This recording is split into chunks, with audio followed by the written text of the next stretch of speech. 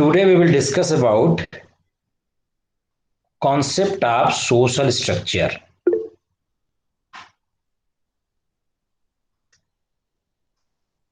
आज हम लोग इस बात पे चर्चा करेंगे कि जो सोसाइटी है, जो हमारा समाज है, उसकी संरचना कैसी है। What is the structure of our society. हमारे समाज की क्या संरचना है, इसके ऊपर हम लोग चर्चा करेंगे कि सोसाइटी के दो, देखिए आपके सिलेबस में दो तरह के एस्पेक्ट्स हैं सोशल स्ट्रक्चर और फंक्शन के अंतर्गत। एक है कि आपकी सोसाइटी का स्ट्रक्चर कैसा है और आपकी सोसाइटी का फंक्शन क्या है।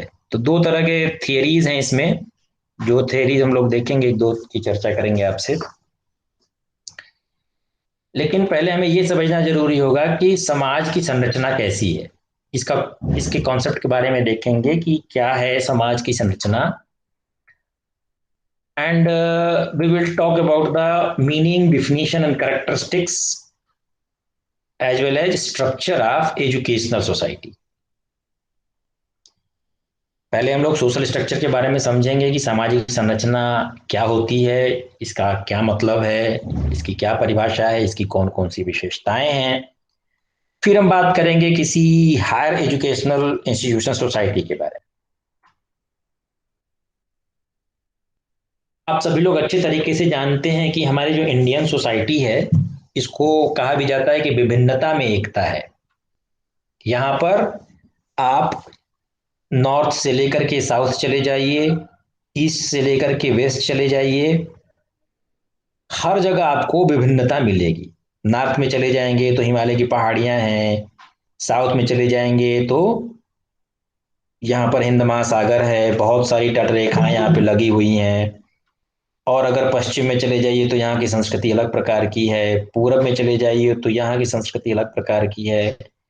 इनका सोशल स्ट्रक्चर अलग प्रकार का है, नॉर्थ का सोशल स्ट्रक्चर अलग प्रकार का है, मिडिल का अलग है, साउथ का अलग है। तो डिफरेंट डिफरेंट सोशल बैकग्राउंड के लोग हमें अपने भारतवर्ष में देखने को मिलते हैं। ये अलग अलग संप्रदाय के हैं, अलग अलग धर्मों को मानने वाले हैं, अलग अलग जातियों को मानने वाले हैं। तो इंडियन सोसाइटी काफी डाइवर्स है, बहुत ही विभिन्नता है हमारे भारतीय जो समाज की बात यदि करें तो। जो भी हमारा भूभाग है, भारत का भूभाग जो आप इस नक्शे में देख रहे हैं, तो आपको पता भी है कि साउथ में बहुत सारे अलग अलग भाषाओं को बोलने वाले हैं। कोई तमिल बोलता है, कोई कन्नड़ बोलता है, कोई मलयालम बोलता है, कोई तेलुगु बोलता है। साउथ में इतने सारे भाषाएं हैं। उसी तरह से नॉर्थ इंडिया में भी आप चले जाइए तो यहाँ पर हिंदी भाषी क्षेत्र अलग हैं। यहाँ पर मिजो, नागा, खासी, जयंतिया, ये सारी चीजें हैं। नॉर्थ में आपको डोगरी, ये सारी चीजें मिलेंगी। गुजराती कल्चर अलग प्रकार। तो बहुत प्रकार के सामाजिक विभिन्नताएं हमारी भारतीय समाज में देखने को मिलती हैं। और इस आधार पे यदि हम समझना चाहें कि जो भारतीय समाज है, या हम ओवरऑल अगर सोसाइटी की बात करें तो ओवरऑल सोसाइटी में किस तरह से इसकी संरचना हमको देखने को मिलती है। सबसे पहले यदि बात किया जाए तो जो सोशल स्ट्रक्चर का जो कॉन्सेप्ट था, या ये जो अगर वर्ड बात करा जाए सोशल स्ट्रक्चर का, तो सबसे पहले हर्बर्ट स्पेंसर ने अपनी प्रिंसिपल्स ऑफ सोशियोलॉजी पुस्तक में इसके बारे में उल्लेख किया है। मतलब सोशल स्ट्रक्चर का जो कॉन्सेप्ट कहिए, जो सोशल स्ट्रक्चर शब्द कह लीजिए, इस टर्मिनोलॉजी का प्रयोग सबसे पहले प्रिंसिपल्स ऑफ सोशियोलॉजी में हर्बर्ट स्पेंसर ने सबसे पहले किया। इसके बाद दूसरा नाम आता है माइल दुर्कहाम का।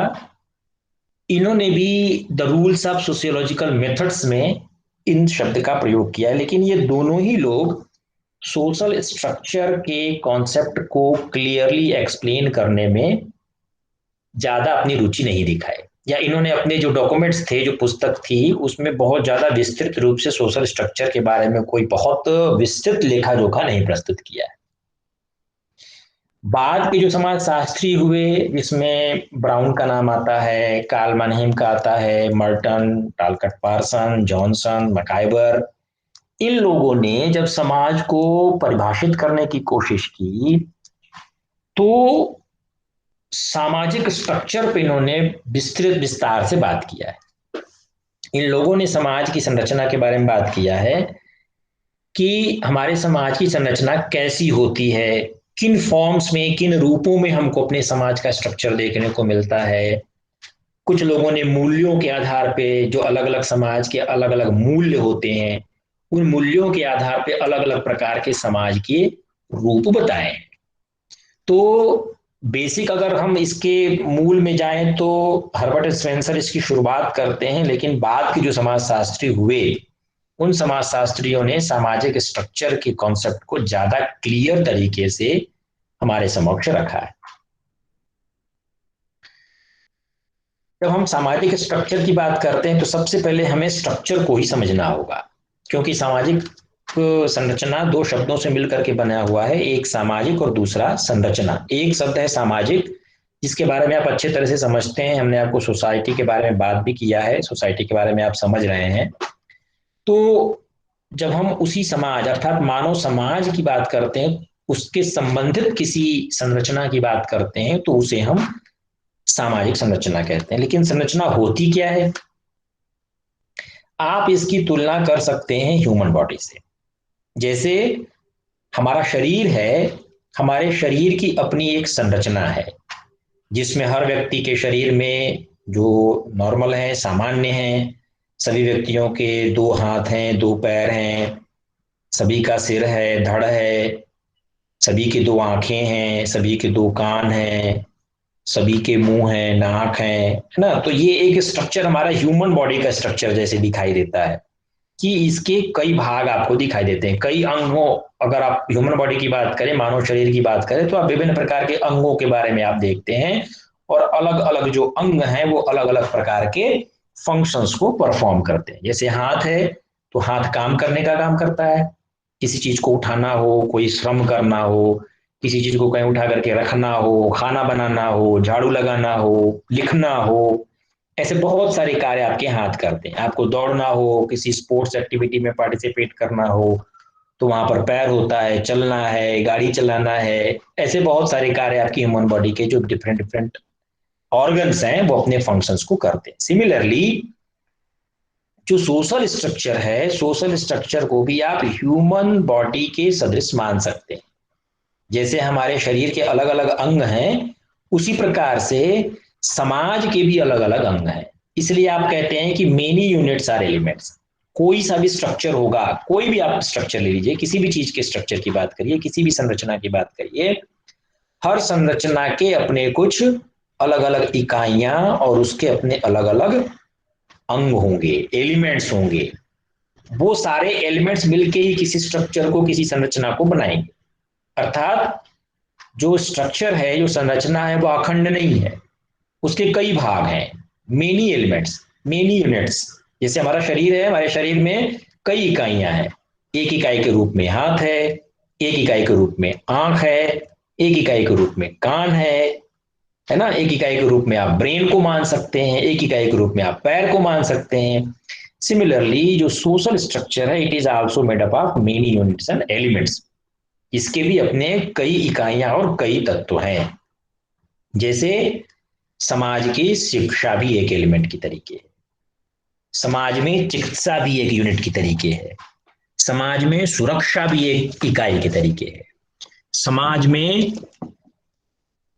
जो यातायात व्यवस्था है, जो अर्थतंत्र है, जो राजतंत्र है, इसकी बहुत सारी इकाइयां आपको दिखाई देती हैं। ये इकाइयां आपको इसमें देखने को मिलेंगी। तो जो सोशल स्ट्रक्चर है, आपकी जो सोशल स्ट्रक्चर के रूप में डिफरेंट जो एलिमेंट्स हैं, वो एलिमेंट्स आपको दिखाई देंगे। विभिन्न प्रकार के एलिमेंट्स हैं, यातायात है, अर्थ है, राजतंत्र है। तो कोई सी भी सोसाइटी होगी, वो सोसाइटी का जो स्ट्रक्चर होगा उसके कई भाग होंगे, चाहे वो इंडियन सोसाइटी हो, चाहे वो कोई दूसरी सोसाइटी हो, चाहे भारतीय समाज की बात करें या किसी अन्य समाज की बात करें, उसके कई एलिमेंट्स आपको दिखाई देंगे। दूसरी बात, ये जो यूनिट्स हैं, ये जो इकाइयां हैं, ये जो तत्व हैं, इसके जो घटक हैं कह लीजिए, ये घटक आपस में कोरिलेटेड होते हैं, आपस में एक दूसरे के साथ सहसंबंधित होते हैं। ऐसा नहीं है कि ये एलिमेंट अपने आप में ही पूर्ण है, वो सारा कुछ अपने से काम कर लेगा। जैसे आपका हाथ है, तो हाथ तब तक कोई काम नहीं करेगा जब तक आपका ब्रेन उसको कोई आदेश ना दे, या आपकी कोई इच्छा ना करे कि हमें ये चीज खाना है, ये पकड़ के खाना है, चाय पीना है, या हमें कोई चीज उठा करके कहीं रखना है, या गाड़ी ड्राइव करना है। तो ये सारे एलिमेंट्स आपस में एक दूसरे के साथ कोरिलेटेड होते हैं, एक दूसरे के साथ सहसंबंधित होते हैं। सब सब कुछ, पैर का हाथ के साथ भी, पैर का ब्रेन के साथ, मतलब जो ह्यूमन बॉडी है उस ह्यूमन बॉडी की से प्रत्येक एलिमेंट आपस में एक दूसरे के साथ कोऑर्डिनेटेड है, कोरिलेटेड है, एक दूसरे के साथ सहसंबंधित है। ये दोनों, ये सभी आपस में एक दूसरे के साथ मिलके ही काम करते हैं। इसमें कोई भी एलिमेंट अपने आप में पूर्ण नहीं है, या कोई भी एलिमेंट अपने आप से ही सारे काम को परफॉर्म नहीं कर सकता। उसको सोसाइटी के जो विभिन्न अंग हैं उन अंगों के साथ मिलके काम करना पड़ेगा। और दूसरी बात, जो तीसरी बात है कि इन अ सिस्टमेटिक फॉर्म, कोरिलेटेड तो हैं, आपस में एक दूसरे के साथ सहसंबंधित तो हैं, लेकिन वो जो सहसंबंध है वह एक सिस्टमेटिक है, एक क्रमबद्ध तरीके से है। ऐसा नहीं कि किसी का पैर जो है वो किसी के सिर के ऊपर है, या किसी का हाथ जो है वो पीठ के पीछे है, ऐसा नहीं है। ये जो, जिसको आप ह्यूमन बॉडी की बात कर रहे हैं, ये एक सिस्टमेटिक ऑर्डर में अरेंज है। इसके जितने भी यूनिट्स हैं, ये सारे यूनिट्स आपस में एक दूसरे के साथ क्रमबद्धता के साथ जुड़े हुए हैं। सभी की आंखें उसके सिर में नाक की तरफ ही होंगे, उसके पीछे की तरफ आंख नहीं होगा। उसी तरह से जो सोसाइटी का स्ट्रक्चर है, सोसाइटी के स्ट्रक्चर में भी सारे एलिमेंट्स जो हैं वो सभी इकाइयां, सभी घटक एक दूसरे के साथ क्रमबद्ध तरीके से जुड़े हुए हैं। और इतना जाल है इस चीज का, इतना नेटवर्क फैला हुआ है कि इस नेटवर्क की वजह से आपकी वो सोसाइटी का स्ट्रक्चर आपको मिलता है।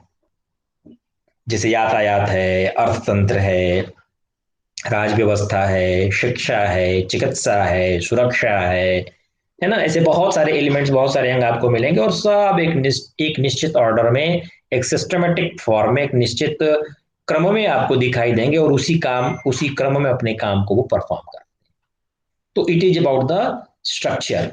यह एक संरचना की बात है। संरचना जहां कहीं भी किसी भी चीज की संरचना देखिए, चाहे ह्यूमन बॉडी की संरचना की बात करिए, सोसाइटी की संरचना की बात करिए, या किसी भी चीज की संरचना की बात करिए, उन सब में ये तीन एलिमेंट्स आपको कॉमन देखने को मिलेंगे।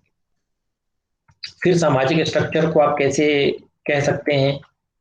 ये तो बात हो गई स्ट्रक्चर की। इसके मेन एलिमेंट्स के रूप में हमने बात किया कि all structures are formed by many units, elements or organs, just like a building with BRICS.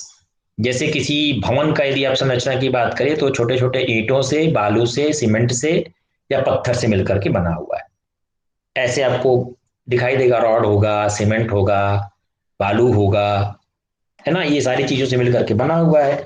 तो ये स्ट्रक्चर के कई यूनिट्स हैं, और सब आपस में एक दूसरे के साथ, these elements are related with each other in a systematic stable fashion। ये जो आपका, हम अगर भवन की संरचना की बात कर रहे हैं तो जो ईंटें हैं, ऐसा नहीं कि आप सीमेंट की बोरी को रख देंगे उसके ऊपर ईंट रख देंगे, वो कोरिलेटेड ही होगा। दो ईंटों को जोड़ने के लिए आप सीमेंट का प्रयोग करेंगे, और उस सीमेंट में भी बालू मिला होगा, वो भी एक बाई चार का होगा कि एक बाई छह का होगा, कैसे होगा, ये भी एक रिलेशनशिप है उसके बीच, और वो एक सिस्टमेटिक स्टेबल फंक्शन में होगा। स्टेबल का मतलब कि अपेक्षाकृत स्थायी होगा। ऐसा नहीं कि आज आपने कुछ बना दिया कल कुछ और बन जाएगा। वो अपेक्षाकृत स्थायी संरचना को बनाता है। इसी जो इसका मेन फीचर है, these elements are stable in its place, otherwise structure में डिस्टर्ब्ड। यदि आप किसी एक एलिमेंट को, किसी एक तत्व को उसके अपनी जगह से डिस्प्लेस कर देंगे, उसको अपनी जगह से हटा देंगे, तो पूरा जो संरचना होगा वो बिगड़ सकता है।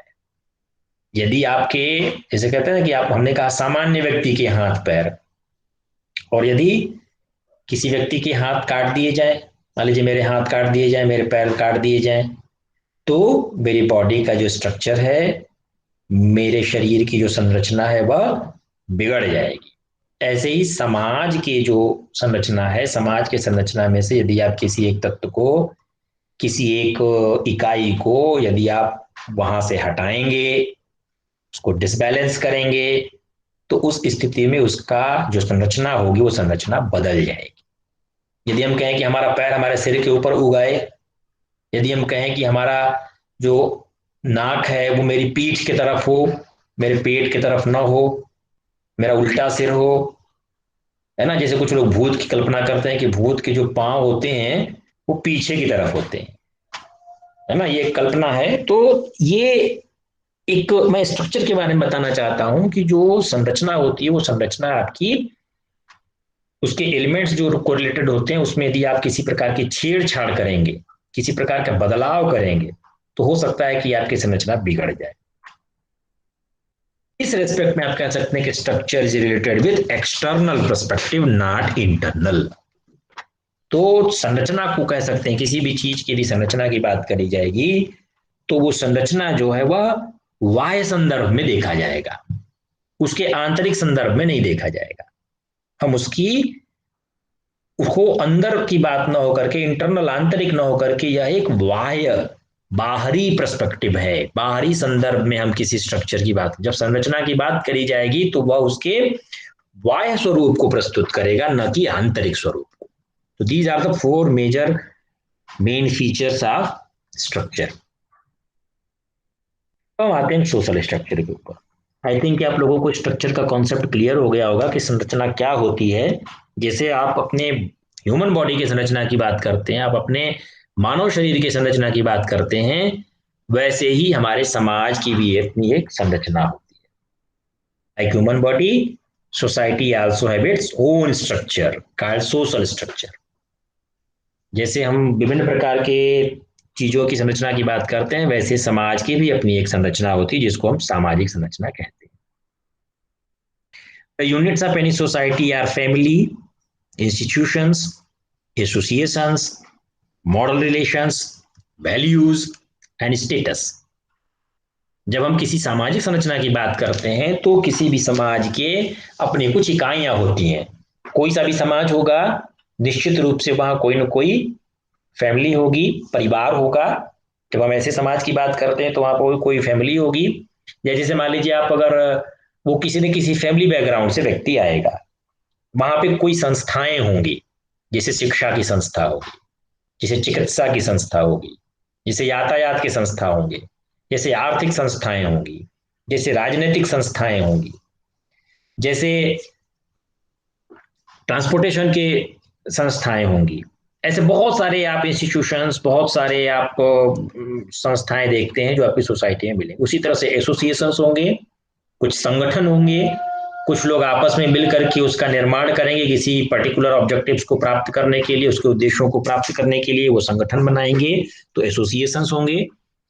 जैसे आपके विश्वविद्यालय में विद्यार्थियों का संगठन होता है, छात्र संघ होता है, शिक्षकों का संगठन होता है, शिक्षक संगठन होता है, उसी तरह से कर्मचारियों के संगठन होते हैं, गैर शैक्षणिक कर्मचारियों के संगठन होते हैं, तो ये एसोसिएशंस होंगे। सिमिलरली मॉडल रिलेशंस, कुछ आदर्श संबंध होंगे। जैसे हमने फैमिली कही तो फैमिली में पिता पुत्र या माता पुत्र, भाई बहन, पति पत्नी, ऐसे बहुत सारे रिलेशंस हैं। उसी तरह से समाज में बहुत सारे रिलेशंस हैं, जैसे शिक्षक विद्यार्थी, ग्राहक दुकानदार, बीमार चिकित्सक, ऐसे बहुत सारे रिलेशनशिप्स आप देख सकते हैं जो आपकी सोसाइटी में देखने को मिलेंगे। और जितने प्रकार के संगठन हैं, जितने प्रकार के इंस्टीट्यूशंस हैं, उस समाज में उसकी अलग अलग इकाइयों की उसकी अपनी वैल्यूज होंगी, उसके अपने मूल्य होंगे। बिना मूल्यों के आप समाज की कल्पना नहीं कर सकते।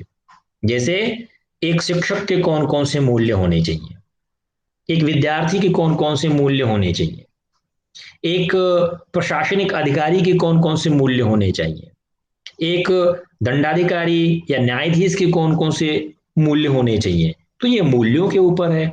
उसी तरह से प्रत्येक समाज की अपनी एक स्टेटस होता है, पद प्रतिष्ठा होती है। हर समाज में पढ़े लिखे व्यक्तियों का स्टेटस गैर पढ़े लिखे व्यक्तियों की तुलना में, या शिक्षित व्यक्तियों का जो स्तर होता है वो अशिक्षित व्यक्तियों के स्तर से उच्च माना जाता है। जहां पर वर्ग विभेद है, जिस समाज में पैसे को महत्व दिया जाता है, वहां पर उच्च वर्ग, मध्यम वर्ग, निम्न वर्ग प्रकार के स्टेटस होते हैं। तो उच्च वर्ग को मध्यम वर्ग से, मध्यम वर्ग को निम्न वर्ग से ज्यादा श्रेष्ठ माना जाता है। तो दीज आर द हायरार्की। ये आपकी सोसाइटी में, आपके समाज में विभिन्न प्रकार के यूनिट्स हैं। इतने ही नहीं है, बहुत असंख्य हैं। आप उसकी एक लिस्टिंग भी नहीं कर सकते, इतने सारे आप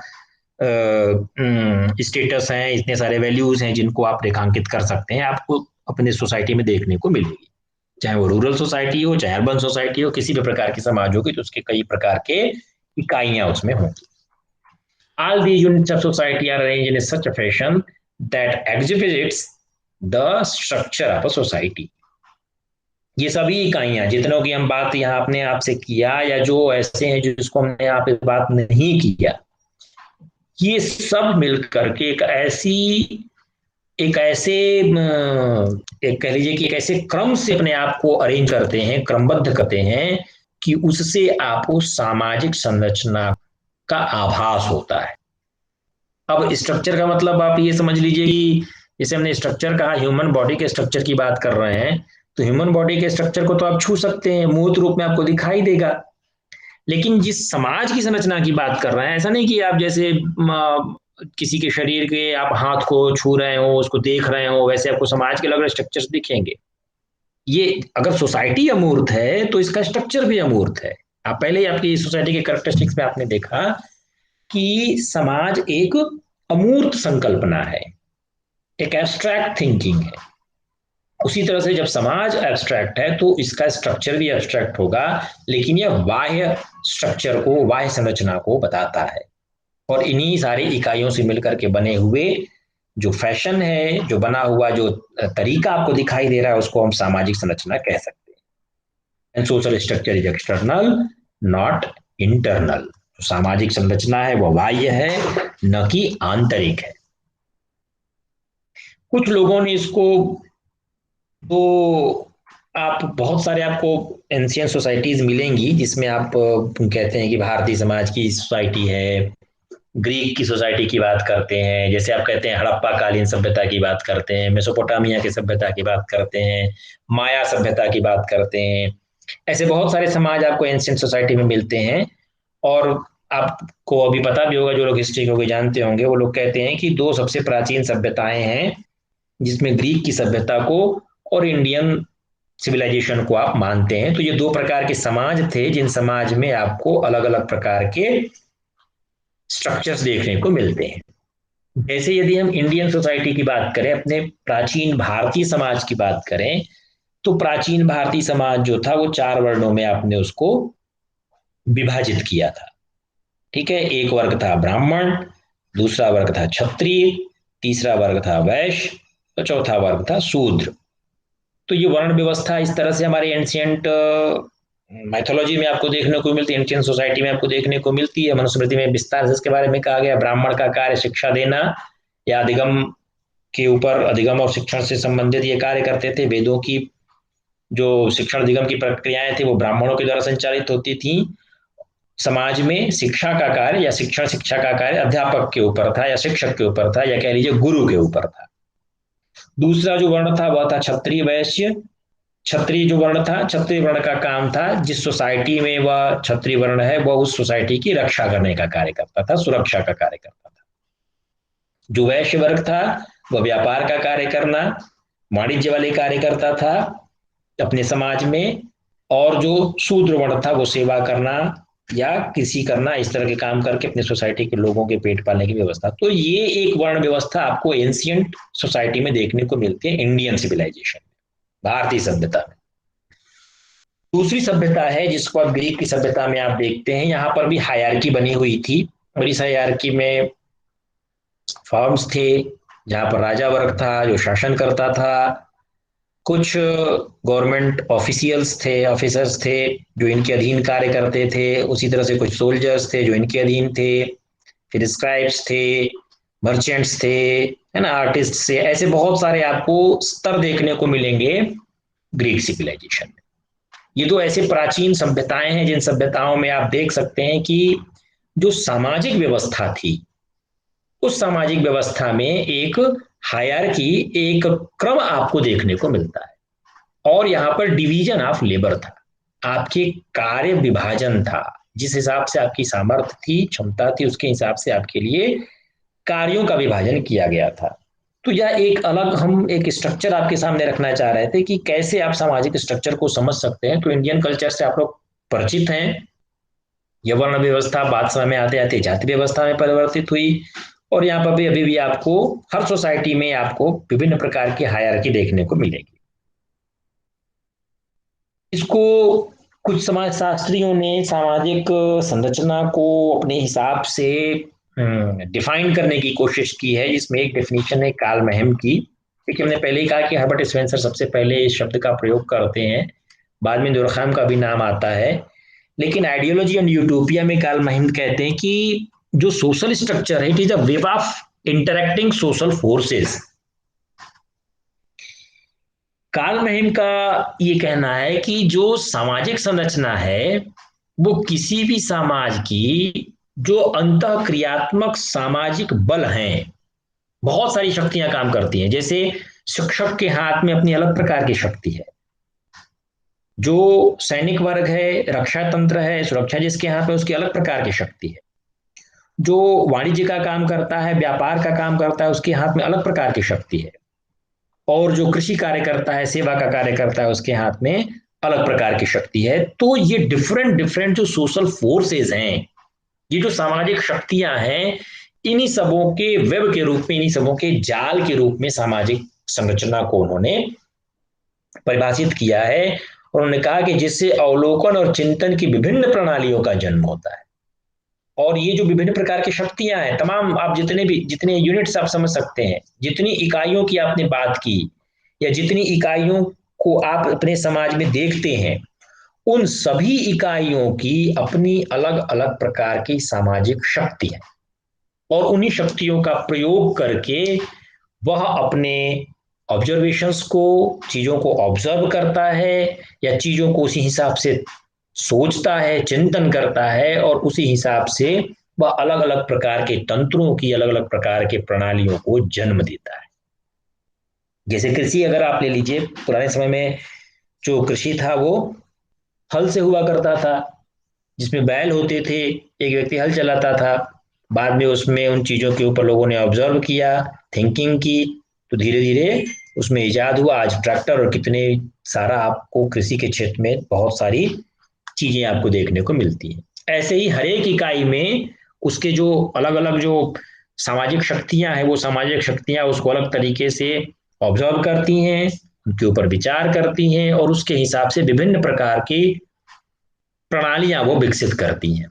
ऐसा मानना था कार्ल मैहम का। एक और डिफिनीशन है जो है टलकट पार्सन की, बहुत ही फेमस सोशियोलॉजिस्ट हुए हैं, और अभी इनकी थियरी भी आप लोग आगे देखेंगे। इन्होंने जो समाज के स्ट्रक्चर की बात की है, वो केवल स्ट्रक्चर की बात नहीं करते, वो समाज में स्ट्रक्चर के फंक्शंस की भी बात, इनकी जो थियरी थी स्ट्रक्चरल फंक्शनल थियरी है। इन्होंने केवल समाज के स्ट्रक्चर मतलब बाहरी स्वरूप को देख करके इन्होंने केवल समाज के स्ट्रक्चर को नहीं रेखांकित किया है। इन्होंने अपनी जो डॉक्यूमेंट है एसेज इन सोशियोलॉजिकल थियरी में ये कहते हैं कि social structure is the term applied to the particular arrangement of the interrelated institutions. हमने पहले ही कहा कि सब इकाइयां हैं, संस्थान हैं, वो सब आपस में इंटरकनेक्टेड हैं, सब आपस में अंतर संबंधित हैं, और उनका जो एक निश्चित अरेंजमेंट है, उसका उनका जो एक निश्चित क्रम है, उसी को वो सोशल अरेंजमेंट में कहते हैं। वो चाहे किसी भी प्रकार की संस्था हो, चाहे किसी प्रकार की अभिकरण हो, या कोई इस प्रकार के सोशल पैटर्न हो, या जो इंस्टीट्यूट्स हैं जो कि किसी समूह के व्यक्तियों के अंतर्गत दिखाई देते हैं। अर्थात सामाजिक संरचना परस्पर संबंधित संस्थाओं, जो उसके माध्यमों और सामाजिक प्रतिमानों तथा साथ ही समूह में प्रत्येक सदस्य द्वारा ग्रहण किए गए पदों तथा कार्यों की विशिष्ट क्रमबद्धता को कहते हैं। यहां पर उन्होंने बात किया जो व्यक्ति पद ग्रहण करता है, और जो पद पे रहने की वजह से जो फंक्शंस करता है, जो प्रकार करता है, ये व्यक्ति के पद को और कार्यों को महत्वपूर्ण मानते हैं। कि किसी संस्था में, जैसे मान लीजिए एजुकेशनल इंस्टीट्यूशन है, आपके विश्वविद्यालय का कोई मान लीजिए कुलपति है, तो वो संस्था का प्रमुख है। इस सोसाइटी में, जिस एजुकेशनल सोसाइटी में जो कुलपति हैं वो उस संस्था के प्रमुख के तरीके। उसी तरह के उनके अंतर्गत तमाम तरह के डायरेक्टर्स हैं, डीन्स हैं, हेड ऑफ डिपार्टमेंट्स हैं या टीचर्स हैं, वो अलग अलग पदों पे हैं। और हर पद पे रहने की वजह से व्यक्ति के अपने फंक्शंस अलग अलग प्रकार के हैं, उनके कार्य अलग अलग प्रकार के, और सब एक निश्चित विशिष्ट क्रमबद्धता को कहते हैं। जिन्होंने सामाजिक संरचना को विशिष्ट क्रमबद्धता के रूप में लिखा है, किसको? उनके पदों के और कार्यों की वजह से जो बन रहे हैं, जो किसी संस्था में व्यक्ति है या किसी माध्यम, किसी एजेंसी में है या किसी भी सामाजिक प्रतिमान में है, उन सब के ऊपर बैठे हुए व्यक्ति, उन सब के पदों को धारण किए हुए व्यक्ति के जो कार्य हैं, जो पद हैं, उनकी जो एक विशिष्ट सिस्टमेटिसिटी है, उसकी जो एक विशिष्ट क्रमबद्धता है, उस क्रमबद्धता से बनने वाले प्रतिमान को कहते हैं कि वो सामाजिक स्ट्रक्चर है। वही सामाजिक संरचना के रूप में टालकट पार्सन का मानना है।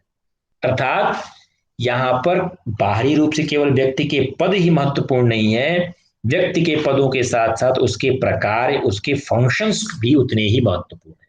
केवल पद पर रहना ही नहीं, उस पद पर रह करके अपने कार्य को करना। जैसे जिलाधिकारी है, या जो जिलाधिकारी के अपने कार्य हैं, या जो आईपीएस ऑफिसर है, जो पुलिस अधीक्षक है, उसके अपने कार्य हैं। तो सामाजिक संरचना में केवल पद पे बैठे रह करके जिलाधिकारी का पद पे रहना, कोई काम ही ना करे, या जो जो पुलिस अधीक्षक है वो किसी प्रकार के कार्य ना करे, तो बहुत प्रकार के घटनाक्रम होंगे, बहुत प्रकार के आतंक हो जाएगा उस डिस्ट्रिक्ट में। लेकिन वो अपने कार्य को अगर करेगा तो लाइन एंड ऑर्डर उसके यहाँ का बना रहेगा। ये बात वो कहते हैं कि ये सामाजिक संरचना तभी वो बनी रहती है। सामाजिक संरचना बनने रहने के लिए जरूरी है कि पद और कार्यों के हिसाब से विशिष्ट क्रमबद्धता में व्यक्ति अपने उसके प्रत्येक कार्य को ग्रहण करे, उसी कार्यों के हिसाब से वो अपने कार्य को परफॉर्म भी करे। ये मानना था टालकट पार्सन का।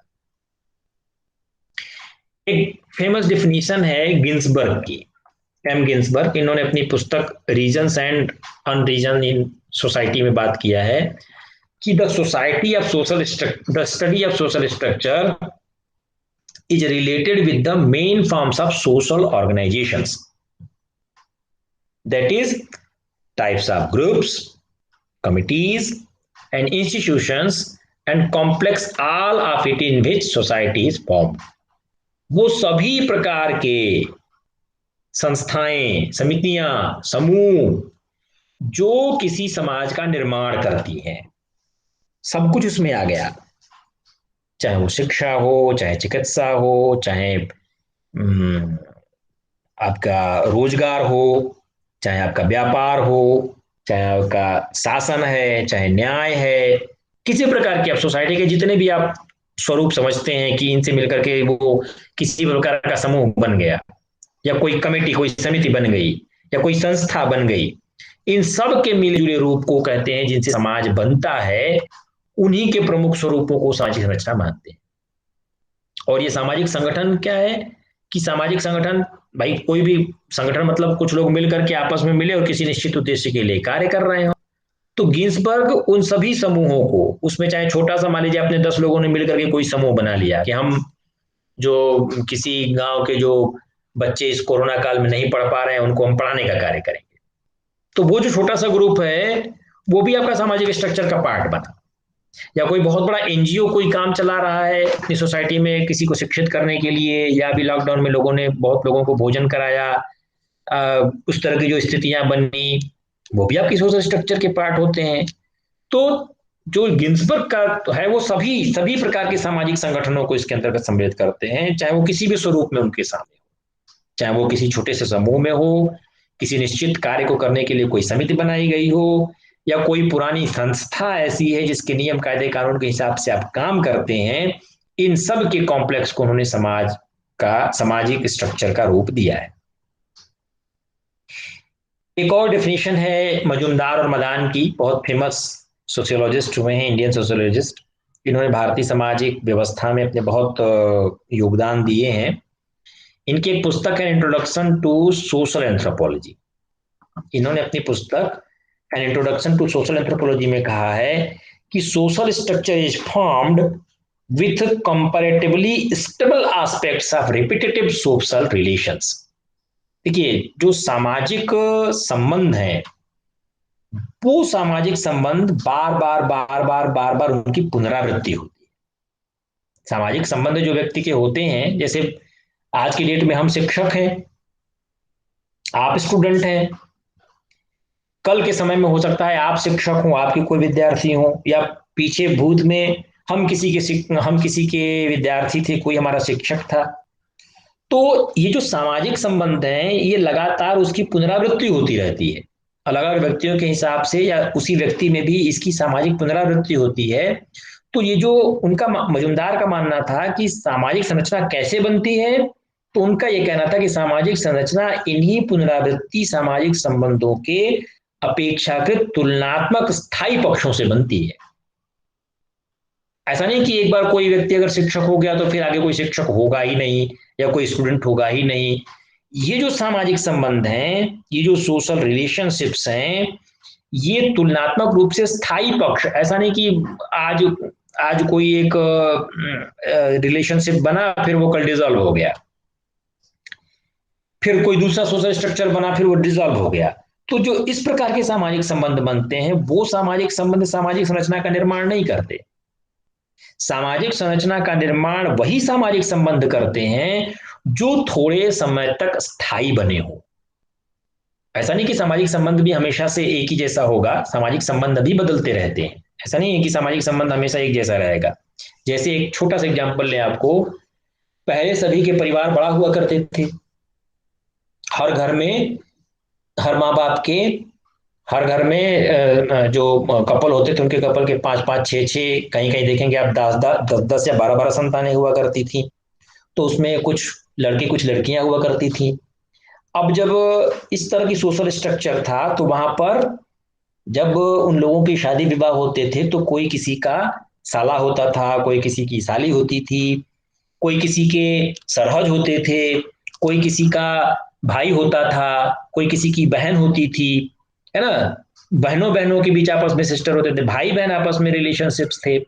लेकिन जब से आपकी सोसाइटी में, मान लीजिए हमने कहा कि हम दो हमारे दो, तो हम दो हमारे दो के अंतर्गत यदि मान लीजिए किसी कपल के केवल एक लड़का एक लड़की हुई, और उस लड़के की यदि शादी, मान लीजिए उस लड़की की यदि शादी हुई, तो विवाह के पश्चात उस लड़की के हस्बैंड की कोई साली नहीं होगी।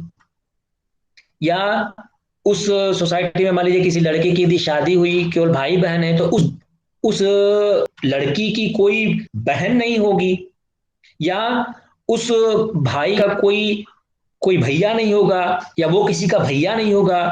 तो ये जो संबंध क्या है, अब ये संबंध बदल रहे हैं।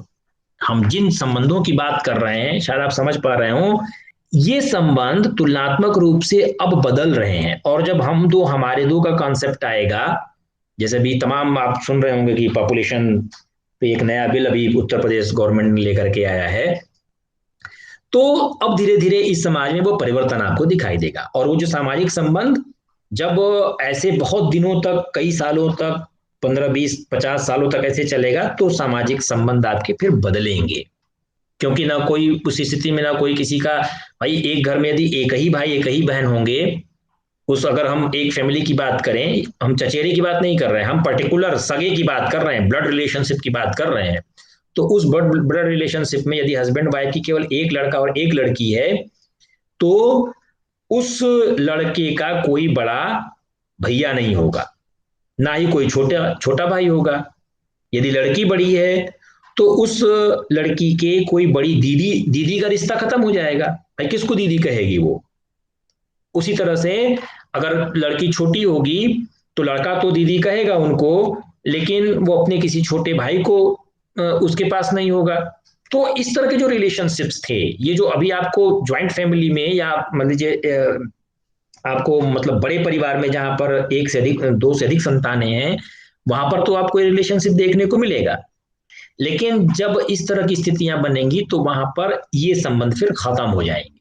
ये संबंध फिर आपको देखने को नहीं मिलेंगे जो हम ब्लड रिलेशनशिप के बनने की वजह से कह रहे हैं। तो इस अर्थ में मजुमदार इसको डिफाइन करते हैं। इस आधार पे आप इसकी कुछ कैरेक्टरिस्टिक्स डिफाइन कर सकते हैं। जो भी आपने डिफिनीशन देखी, जो स्ट्रक्चर के बारे में आपने कॉन्सेप्ट देखा, उसके आधार पे आप सामाजिक संरचना की कुछ विशेषताएं बता सकते हैं। एक विशेषता है कि social structure exhibits external form of society. जो सामाजिक संरचना है वह समाज की बाह्य स्वरूप को प्रदर्शित करती है, आंतरिक स्वरूप को प्रदर्शित नहीं करती। दूसरी बात, social structure is not a single unit.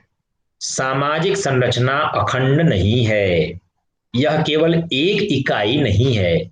सामाजिक संरचना की अनेक इकाइयां हैं। Social structure is organised arrangement of interrelated units. और जब विभिन्न इकाइयां हैं तो इन विभिन्न इकाइयों का एक क्रमबद्ध संगठन जो है वही सामाजिक संरचना का निर्माण करता है। Units of social structure allows systematic orderliness. जो समाज की इकाइयां हैं वो एक क्रमबद्ध क्रम को निश्चित करती हैं, एक निश्चित क्रम को निर्धारित करती हैं। दिखाई देगा आपको कि एक निश्चित क्रम में ही आपको चीजें दिखाई देंगी। फिर social structure is comparatively A stable concept. सामाजिक संरचना अपेक्षाकृत स्थायी संप्रत्यय है, तुरंत से बदलने वाला नहीं है, बदलेगा लेकिन बहुत, इसीलिए हमने कंपैरेटिवली रखा है कि कंपैरेटिवली शब्द देखा कि यह तुलनात्मक रूप से स्थायी है, ज्यादा परिवर्तन होने के, ज्यादा समय के बाद वो बदल भी सकता है। इसी तरह से सोशल स्ट्रक्चर इज एब्स्ट्रैक्ट। अगर समाज एब्स्ट्रैक्ट है तो सामाजिक संरचना भी अमूर्त है। Social structure is formed by many सब स्ट्रक्चर्स। और सामाजिक संरचना में कई प्रकार के अन्य उप संरचनाएं भी बनती हैं। हर समाज की अपनी अलग उप संरचनाएं भी बन करके आपको दिखाई देंगी। जैसे शिक्षा एक उप संरचना के रूप में आपको दिखाई देगा। Social structure is affected with local characteristics. सभी सामाजिक संरचनाएं अपने स्थानीय विशेषताओं से प्रभावित होती हैं।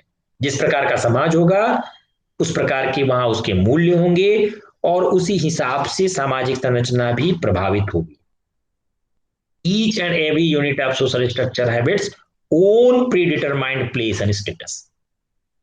प्रत्येक जो उसके यूनिट हैं, जो प्रत्येक उसकी इकाइयां हैं किसी भी सामाजिक संरचना की, उसकी अपनी खुद की पूर्व निश्चित स्थान और उसका स्तर है, पूर्व निर्धारित है। हर समाज में जिस प्रकार का सामाजिक संरचना है, जैसे समाज है उस हिसाब से उसके प्रत्येक यूनिट के अपने स्तर पहले से निर्धारित हैं। And social processes are also important in social structure. और जो सामाजिक प्रक्रियाएं हैं वो भी सामाजिक संरचना में उतनी ही महत्वपूर्ण है। और लास्ट आप कह सकते हैं कि social structure includes destructive elements also. ऐसा नहीं कि सामाजिक संरचना में केवल सृजनकारी शक्तियां ही कार्य करती हैं। प्रत्येक समाज में या प्रत्येक सामाजिक स्ट्रक्चर में, प्रत्येक सामाजिक संरचना में कह सकते हैं कि उसमें कुछ ऐसे भी एलिमेंट्स हो सकते हैं, कुछ ऐसी भी इकाइयां हो सकती हैं जो समाज को विघटित करें। एक तो संगठित करने वाली इकाइयां होंगी ही होंगी, वो भी सामाजिक संरचना के भाग होंगे, लेकिन ऐसी भी इकाइयां हो सकती हैं, ऐसे भी तत्व हो सकते हैं जो उस समाज को विघटन करने वाली हों, जो समाज को तोड़ने वाली हों। ऐसी भी सामाजिक इकाइयां आपको समाज में दिखाई देंगी। तो वो सभी मिलकर के सोशल स्ट्रक्चर को बनाती है।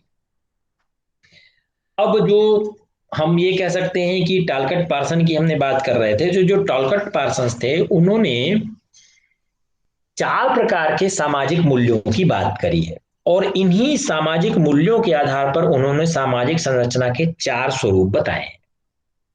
एक फेमस सोशियोलॉजिस्ट हैं टॉलकट पार्सन, इन्होंने 4 प्रकार के जो सामाजिक मूल्य बताए हैं। एक मूल्य बताया उन्होंने यूनिवर्सल सोशल वैल्यूज। एक वो कहते हैं सार्वभौमिक सामाजिक मूल्य।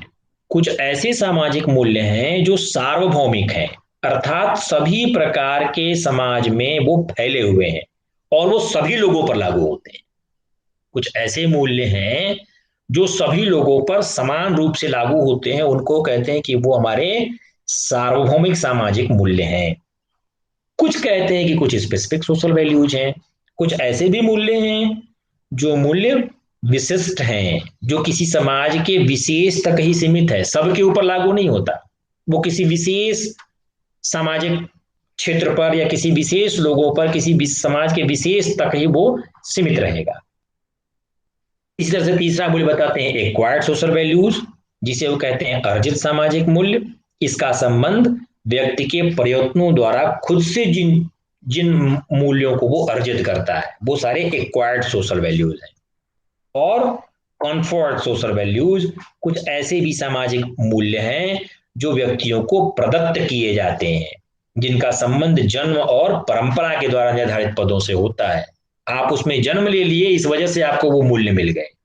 तो ये 4 प्रकार के वैल्यूज की बात करते हैं टॉलकट पार्सन्स। एक यूनिवर्सल सोशल वैल्यूज, सभी लोगों पर समान रूप से।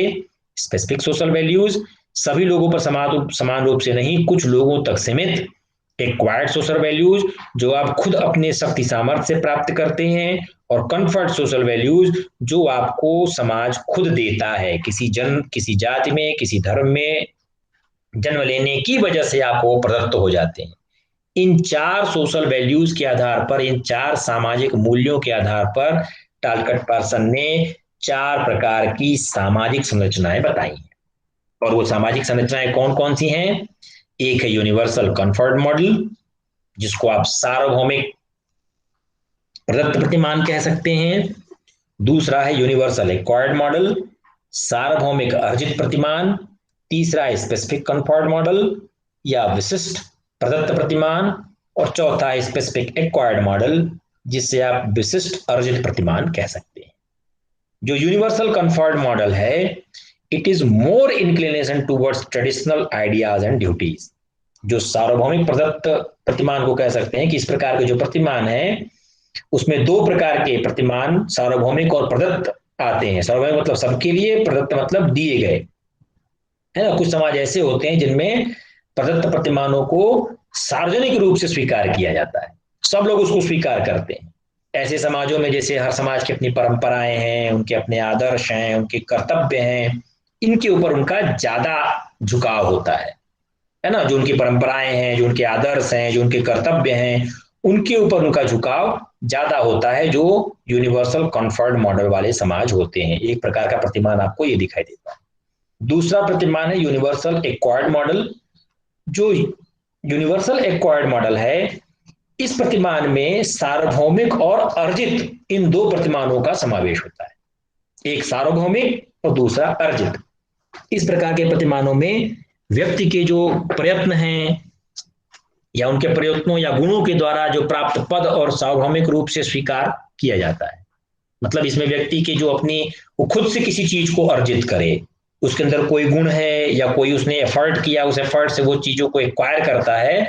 जैसे एक्विजिशन ऑफ प्रॉपर्टी, आप पैसा कमा लिए, पैसा कमाने के बाद आप उसको एक्वायर किया आपने, है ना। जैसे सभी पूंजीवादी समाजों में आपको संपत्ति के संचय का मिलता है, आप संचय अर्जित कर सकते हैं। उसी तरह से वर्ग व्यवस्था है, क्लास सिस्टम। जितना पैसा आप अर्जित करते हैं, आप upper class, middle class, lower class में जाते हैं। तो जो आपका यूनिवर्सल एक्वायर्ड मॉडल टॉलकट पार्सन बताते हैं। तीसरा मॉडल है specific confer model, based on blood relation and local communities. इस प्रकार का जो आपको देखने को मिलता है वो स्पेन में देखने को मिलता है कि ब्लड रिलेशन, अर्थात इस प्रकार के जो प्रतिमान हैं वह रक्त संबंध से वह स्थानीय समुदायों पर आधारित होते हैं। वो ब्लड रिलेशन की ही वजह से होगा। और जो लोकल कम्युनिटी है, जो आपके स्थानीय समुदाय है, उसके ऊपर यह आधारित होता है। और इस प्रकार के सामाजिक संबंध में व्यक्तिगत गुणों को अधिक महत्व दिया जाता है। और सामाजिक संगठन को बनाए रखने के लिए वो नैतिकता या प्रत्येक व्यक्ति द्वारा किसी कार्य को करने को आवश्यक माना जाता है। इस प्रकार की कम्युनिटी में ये ब्लड रिलेशन की वजह होता है। ये स्पेन में आपको देखने को इस प्रकार की आपको स्पेसिफिक कन्फर्ट मॉडल आपको देखने को मिलता है। और चौथा उन्होंने बताया स्पेसिफिक एक्वायर्ड मॉडल। जो स्पेसिफिक एक्वायर्ड मॉडल है वो एक विशिष्ट अर्जित प्रतिमान है, जहां पर जो मूल्य होते हैं वो सार्वभौमिक के स्थान पर विशिष्ट होते हैं। कुछ लोगों तक ही मूल्यों तक वो सीमित होता है। जैसे आप इंडियन फैमिली में गोत्र की बात करते हैं और वंश की बात करते हैं। जैसे गोत्र की बात, ब्राह्मणों में 3 तरह के गोत्र चलते हैं, है ना। जो लोग ब्राह्मण हो गए जानते, पहले तो 2 भागों में बांटते हैं उनको। एक कहते हैं सरयू पाणी, दूसरे कहते हैं कानकुब्ज। फिर गोत्रों के रूप में बांटते हैं कि आप 3 वाले हैं, अर्थात 3 गोत्रों को सुपर रखा गया है। फिर कहते हैं 13 वाले हैं, 13 वालों को उनके नीचे। फिर कहते हैं कि 1.25 लाख वाले हैं। तो ऐसे इंडियन फैमिली में ये जो स्पेसिफिक एक्वायर्ड मॉडल है, इस प्रकार के जो परिवार है, गोत्र है या वंश है, उनका महत्व भारत में, चीन में, आसपास के देशों में आपको देखने को मिलता है। तो ये 4 प्रकार के प्रतिमान टालकट पार्सन बताते हैं: universal conferred model, universal acquired model, specific conferred model और स्पेसिफिक एक्वायर्ड मॉडल, जिसके आधार पर वो सामाजिक स्ट्रक्चर के स्वरूप को निर्धारित करते हैं। कौन कौन से फॉर्म्स आपको देखने को मिलेंगे अपने इंडियन स्ट्रक्चर के अंतर्गत? तो हम अपने समाज में देखते हैं, हम पुरुषार्थ की बात करते हैं, 4 प्रकार के पुरुषार्थ की बात करते हैं। हमारे भारतीय समाज में बात होती है धर्म, अर्थ, काम और मोक्ष। ये 4 भारतीय समाज में, भारतीय संप्रदाय में, या एक तरह से हिंदू धर्म की बात कह लीजिए, पुरुषार्थ की बात करते हैं। धर्म एक पुरुषार्थ है, अर्थ एक पुरुषार्थ है, काम एक पुरुषार्थ है और मोक्ष एक पुरुषार्थ है। उसी प्रकार से दूसरा स्ट्रक्चर आपको देखने को मिलेगा आश्रम व्यवस्था के आधार पे। आप कहते हैं ब्रह्मचर्य आश्रम, गृहस्थाश्रम, वानप्रस्थाश्रम और संन्यास आश्रम। इसके आधार पर भी आप रूप में व्यवस्थित करते हैं इंडियन सोसाइटी को। ये भी एक सामाजिक स्ट्रक्चर आपको देखने को मिलता है। उसी तरह से आप संस्कार की बात करते हैं, 16 प्रकार के संस्कारों की बात करते हैं। हमारे हिंदू धर्म में 16 प्रकार के संस्कारों की बात करते हैं, गर्भाधान संस्कार से लेकर के अंत्येष्टि संस्कार तक, अर्थात गर्भधारण, किसी स्त्री के गर्भधारण से लेकर के जब बच्चे का जन्म हुआ, उसके कुल 16 संस्कार होते हैं। 16 संस्कार में अंतिम संस्कार जो होता है वो अंत्येष्टि संस्कार होता है। तो संस्कार के आधार पर भी आप सामाजिक स्ट्रक्चर को बांट सकते हैं। इसी तरह से सोशल स्ट्रक्चर में आप और चीजें, जैसे जर्मनी की एक अलग सिस्टम आपको दिखाई देता है, स्लेवरी सिस्टम है, मैरिज के अलग अलग सिस्टम्स आपको समाज में दिखाई देंगे, वुमन के अलग अलग आपको वो वुमन का स्टेटस आपको अलग अलग सामाजिक स्ट्रक्चर में दिखाई देगा। उसी तरह से ट्राइबल कम्युनिटीज ऑफ इंडिया के अलग अलग स्ट्रक्चर्स दिखाई देंगे और अनटचेबिलिटी भी आपकी सामाजिक व्यवस्था की या सामाजिक संरचना की एक रूप आपको दिखाई देता है। इसके अलावा भी बहुत सारी चीजें हैं, कुछ चीजों को हमने यहाँ पर एनालिस्ट किया है। अब अपने समाज में अलग स्ट्रक्चर्स को और देख सकते हैं। जब हम एजुकेशनल सोसाइटी के सोशल स्ट्रक्चर की बात करते हैं, मान लीजिए यदि शिक्षा को आप एक सामाजिक संरचना के रूप में देखते हैं, तो उसमें भी एक हायर एजुकेशनल इंस्टीट्यूशन, ऐसे ही आप प्राइमरी सेकेंडरी किसी को भी देख सकते हैं। तो हम यूनिवर्सिटी एजुकेशनल सोसाइटी को यदि आप लें तो उसका सोशल स्ट्रक्चर किस प्रकार से है? तो सबसे पहले एकेडमिक हेड्स के रूप में वाइस चांसलर है, अभी जो प्रेजेंटली मैडम है प्रोफेसर जनक दुलारी आई madam, she is the academic head of our university. उसी तरह से एडमिनिस्ट्रेटिव हेड के रूप में जो रजिस्ट्रार हैं, एक्टिंग रजिस्ट्रार, जिनको आप श्री संतोष सोहगरा जी की बात जानते हैं। अब ये जो एकेडमिक हेड है, इनके अंतर्गत कई प्रकार के डायरेक्टर्स हैं, जैसे director of academic affairs, director dean of student affairs, director of faculty affairs, director of research and development. ऐसे इतने प्रकार के डायरेक्टर्स हैं जो एकेडमिक हेड्स के अंतर्गत कर सकते हैं। और एक है डीन्स ऑफ स्कूल्स। जितने भी स्कूल्स हैं उन 36 डिपार्टमेंट के अलग अलग स्कूल्स हैं, 10 स्कूल में उन सारे 36 डिपार्टमेंट्स को रखा गया, तो उनके अलग अलग डीन्स भी डायरेक्ट वाइस चांसलर के अंतर्गत कार्य करते हैं। उसी तरह से जो एडमिनिस्ट्रेटिव हेड है, रजिस्ट्रार, उनके अंतर्गत कंट्रोलर ऑफ एग्जामिनेशंस आ सकते हैं इसमें। उसी तरह से जो आपके डीन्स हैं, डीन्स के अंतर्गत तमाम हेड ऑफ डिपार्टमेंट्स हैं, और जो एडमिनिस्ट्रेटिव जो हेड है रजिस्ट्रार, उसके अंतर्गत कंट्रोलर ऑफ एग्जामिनेशन के साथ साथ डिप्टी रजिस्ट्रार आ सकते हैं। तो ये एक हायरार्की इनकी बनती है एडमिनिस्ट्रेशन के अंतर्गत। जो हेड ऑफ डिपार्टमेंट्स हैं, हेड ऑफ डिपार्टमेंट्स में प्रोफेसर्स, हेड ऑफ डिपार्टमेंट्स के आप लोअर हायरार्की में आइए तो professor, associate professor, assistant professor. उसी तरह से गेस्ट फैकल्टीज भी हैं। और सिमिलरली जो डिप्टी रजिस्ट्रार्स हैं, या डिप्टी रजिस्ट्रार यदि कोई है तो उसके अंतर्गत assistant registrar, section officers, upper divisional clerk, lower divisional clerk, peon और मल्टीटास्किंग स्टाफ्स। तो ये एक जो स्ट्रक्चर आपको दिखाई देता है, ये जो एक हायरार्की आपको दिखाई देती है, it may be in different universities, it may be in different structure. ये दूसरे विश्वविद्यालयों में दूसरे प्रकार की संरचना आपके समक्ष प्रस्तुत कर सकती है, लेकिन फिर भी आप एक ओवरऑल किसी भी शैक्षिक सामाजिक संरचना को इस तरह से आप बना सकते हैं कि शैक्षिक सामाजिक संरचना किस प्रकार से अपने काम को परफॉर्म करती है, और हर पद पर बैठे हुए व्यक्ति के, हर स्टेटस को धारण किए हुए व्यक्ति के अपने अलग अलग प्रकार हैं, जिन प्रकार को वो करता है और उसकी वजह से वो सामाजिक संरचना बनी होती है। और इसमें से यदि आप किसी को डिस्टर्ब करेंगे तो आपकी वो सामाजिक संरचना बिगड़ भी सकती है। Thank you. If you have any query you may ask.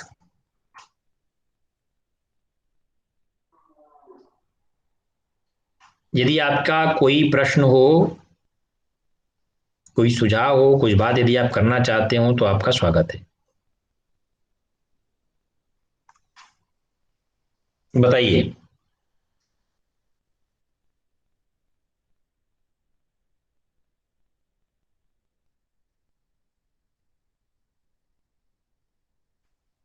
No question.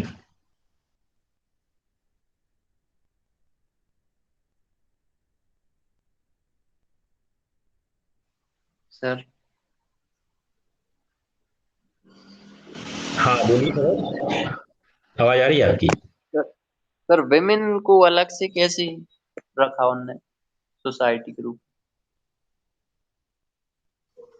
सामाजिक संरचना में आपकी महिलाओं की स्थितियां भी तो अलग अलग हैं भाई। सामाजिक संरचना में महिला की क्या स्थिति है? यदि महिलाएं पढ़ी लिखी हैं तो वो सामाजिक संरचना में एक अलग स्थान उनका है। जनरली आप किसी भी पैट्रियार्कियल सोसाइटी में यदि आप देखिए तो हमेशा महिलाओं को दोयम दर्जे का स्थान प्राप्त है ना। प्रथम जो स्थान वो पुरुषों को ही प्राप्त होता है। तो उस आधार पे आप ये कह सकते हैं कि जो वुमन का स्ट्रक्चर है, सॉरी, जो वुमन का जो स्टेटस है, वो वुमन का स्टेटस भी सामाजिक संरचना के रूप में आपको दिखाई देता है।